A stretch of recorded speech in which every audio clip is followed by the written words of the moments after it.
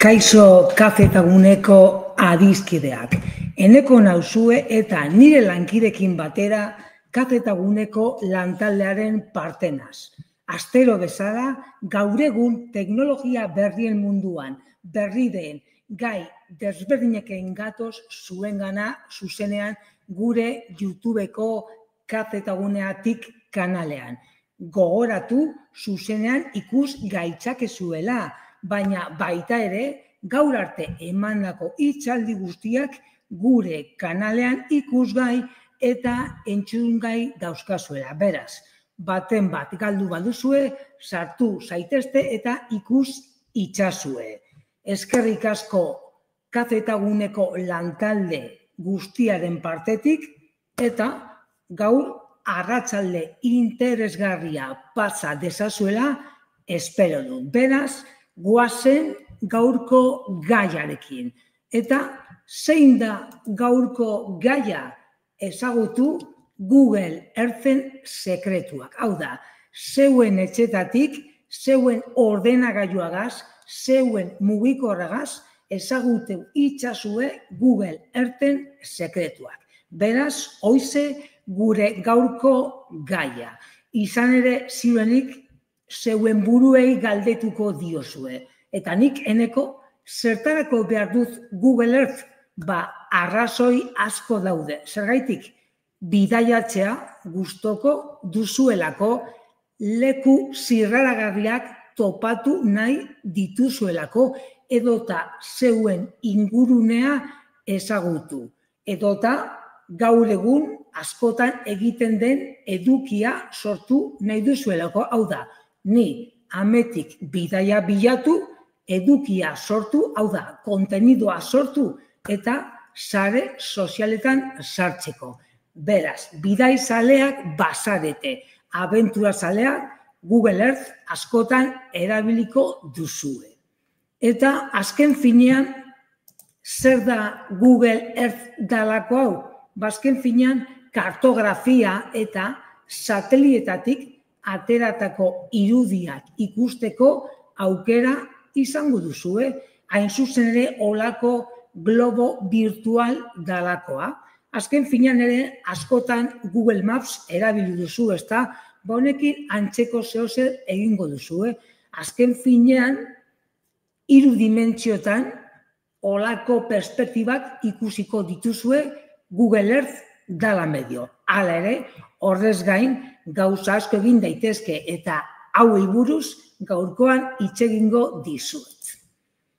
Beraz, zer eskainiko digu Google Earth? Satelite bidezko irudiak, planoak, mapak eta 3 dimentsiotan ateratako argazkiak. Azken finean, zein da helburua? Etxetik, mugikorretik, lurra, gure mundua, gure lurra, modu liluragarrian behatzea ikustea. Hori tresna honen helburua. Nondik egin dezakezue guzti hau? Basteko. Mugikorretik oraintxe bertan egin dezakezue beti ere aplikazioa instalatuz. Beraz, mai mugikor zein tabletean. Horrez gain, ordenagailuan baita ere, azken finean, ordenagailuan sartu, zeure Googleeko kontuagaz eta eskumantean, goikaldean, aukeren barruan, Google Earth dalakoa topatuko duzue, pantailan ikusten duzuen moduan. Eta baita ere, zeuen ordenagailuetan ere, programa instalatu dezakezue. Hori bakoitzaren araberakoa. Beraz, gogoratu. Bai, mugikorrean aplikazioa dala medio eta ordenagailuan. Ordenagailuan online edota programa instalatuz. Bai Android zen iOS sistema erabiltzen baduzue, bietan eskuragai daukazue. Bai iPhone edo Android erabiltzen baduzue. Hor adibidez, mugikorrean erabiliko duzue, olako moduko pantaila topatuko duzue. Nik hor adibide batzuk jarri dizkizuet ikus ditzazuen. Beraz gogoratu, aukera asko daukazue.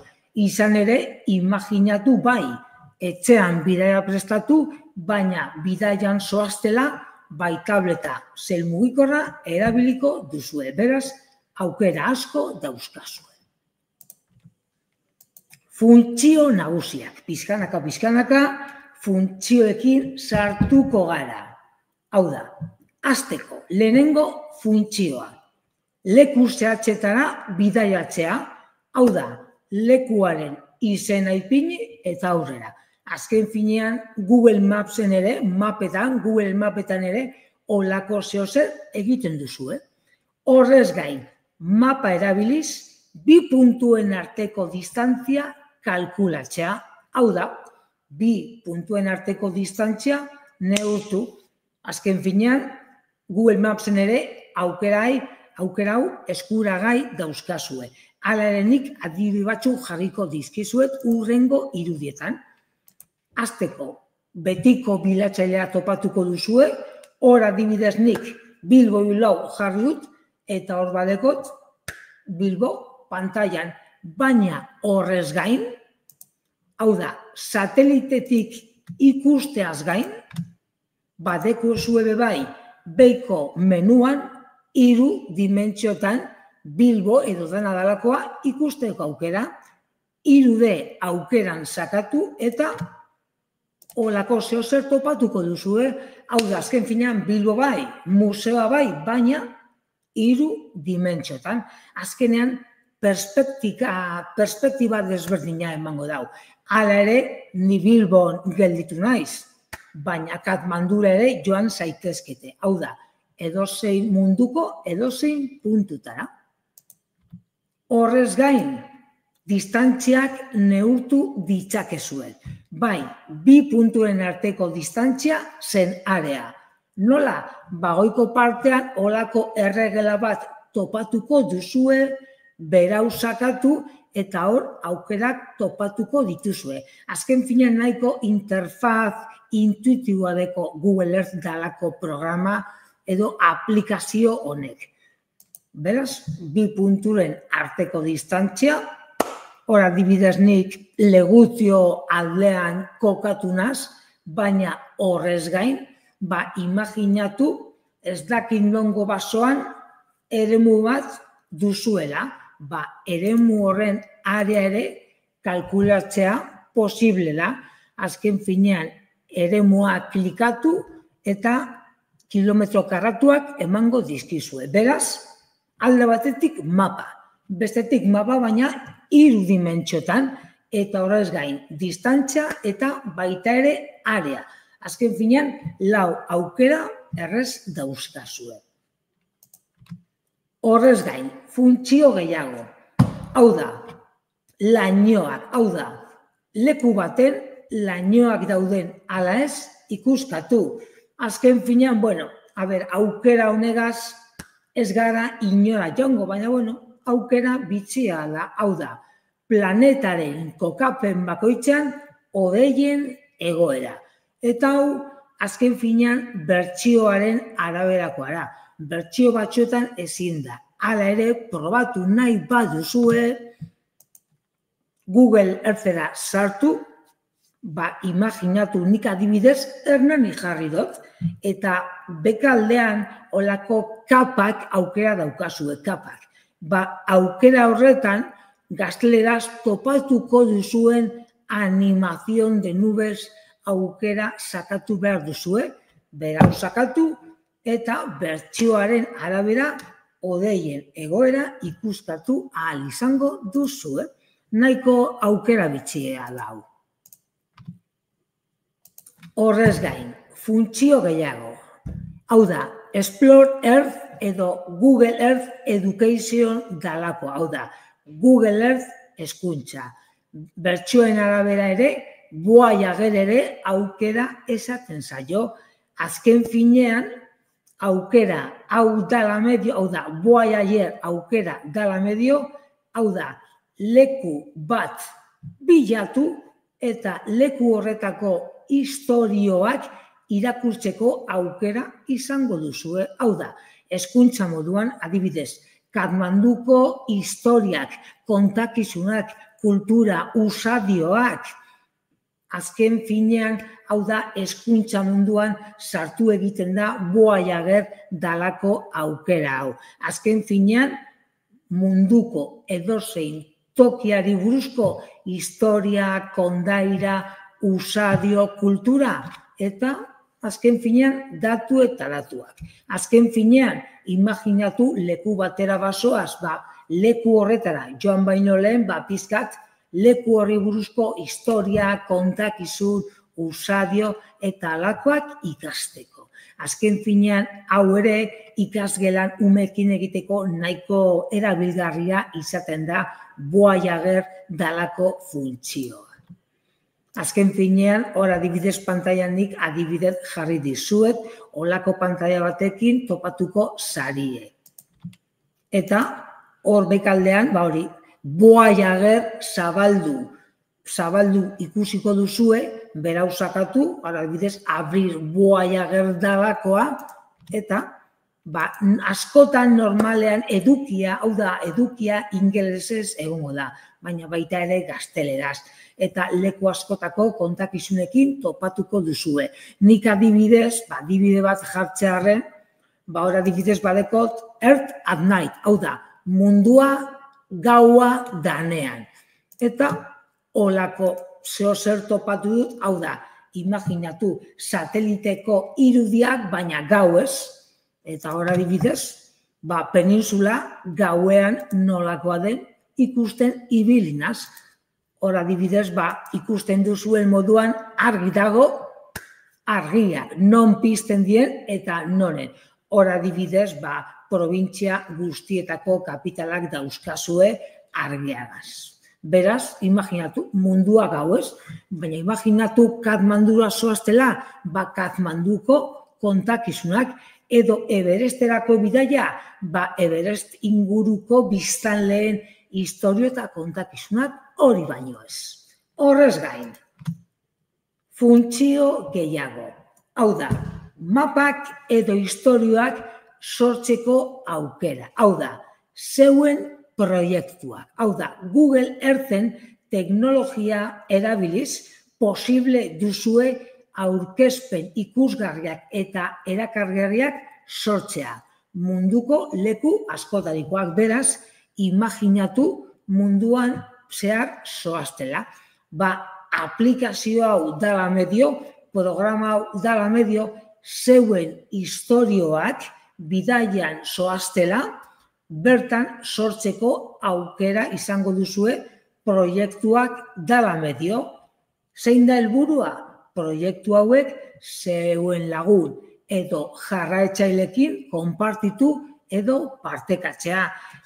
Gaur egun askotan ziurrenik entzun duzue. Kreador de contenidos, hau da, edukin sortzaileak.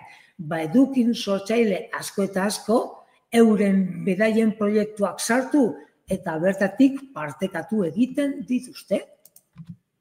Beraz, azken finean, ordenagailua dela medio, Google Earthera sartu, hor adibidez, Google Earth exekutatu edo ejekutar aukera ikusiko duzue, eta bertan sakatu eta gero mundua ikusiko duzue, eta zeuen proiektuekin hasteko edo orain arte egindako proiektuak ikuskatzeko, hor ezkerraldean goian olako Google Earthen ikonoa ikusiko duzue, bertan sakatu eta zeuen proiektuekin topatuko zarie. Bai, proiektu berriaz hasteko, hau da, edukin berria sortzeko, eta orain arte egindakoa ikuskatzeko. Urratsak edukinak sortzeko, zeuen mapak eta historia berriak sortzeko Google Earth aplikazioa zabaldu, bai mugikor zein ordenagailu edo tabletetik, ezkerreko barran proiektuak ikusi, proiektu berria sortu. Hutsetik hasteko edo ireki lehendik dagoen proiektua. Edukia gehitu, hau da, zeuen bidaietako bideoak, erreportaiak, argazkiak, komentarioak, horretarako tresnak izango dituzue. bai kokapenak, lerro forma irudi, bideoak edo testuak sortzeko. Zeuen estiloagaz pertsonalizatu, kolore, informazio esteli, eta hori egin eta gero, zeuen lagun eta jarraitzaileekin partekatu edo konpartitu. Azken finean, hau egiteko balako markatzaileak izango dituzue lagun. Hau da, tokia bilatzeko, mapan kokatzeko markatzaileak, ibilbide, poligono, lerro, eremuak mapan marraztu, Street View izena izango zaizu, hau da, Street View, hau da, eremua arakatu eta Street Viewekin, hau da, irudiak jartzeko, zeuen bidaiak grabatu, hau da, grabazioak, mobileko kamaragaz, eta baita ere zeuen ahotsagaz, hau da, erreportaiak sortzeko, eta azken finean hori egin eta gero, proiektuaren aurkezpena partekatzeko. Beraz, gogoratu, edukia sortzeko eta guztiei erakusteko. Izan ere askotan betiko bidaiak izaten dira. Imaginatu Romara noala, Londresen noala, baina askotan imaginatu Vietnamera zoaztela edo olako leku bitxietara. Beraz, gogoratu, Google Earth aplikazioagaz edukia sortzeko aukera izango duzuela. Hor adibidez, pantailan eredu batzuk jarri dizkizuet, crear contenido en Earth, beraz. Hor adibidez, ereduak baino ez direz, baina zeuek egiten baduzue, holako pantailagaz topatuko zarie. Google Earthen beste holako aukera gehiago, badeko zuebe bai, Google Earth Pro. Doakoa da, baina funtzio gehiago izango ditu. Azken finean, Google Earth Pro. Pro jartzen dagoen gogoratu beri funtzio gehiago dauzkala. Google Earth VR. Azken finean, Google Earth VR errealitate virtualeko bertsioa da. Beraz gogoratu, errealitate virtualaren jarraitzaileak bazarete, Google Earth VR dalako bertsioa erabili dezazue. Azken finean, hau da, Google Earth errealitate virtualagaz sinkronizatuko baitu. Beraz, Google Earthen bertsio desberdinak. Eta guzti horrez gain, aukera gehiago. Hau da, Google Earthekin beste planetak ikusteko aukera izango duzue.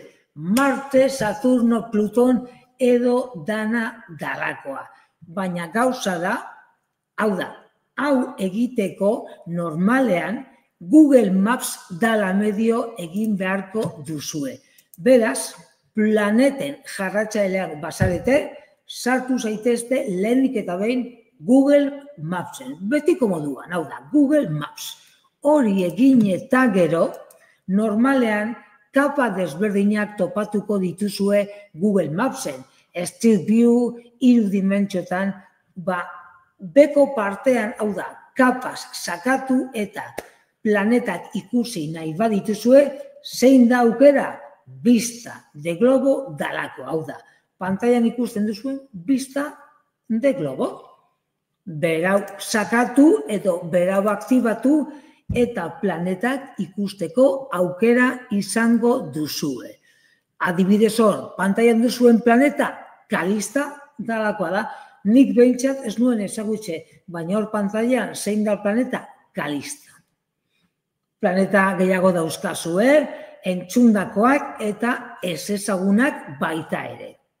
Beraz, planeten jarraitzailean pasarete, Google Maps dala medio, aukera duzue, vista de globo dalakoaren bitartez. Doako hegaldi simulagailua hau da.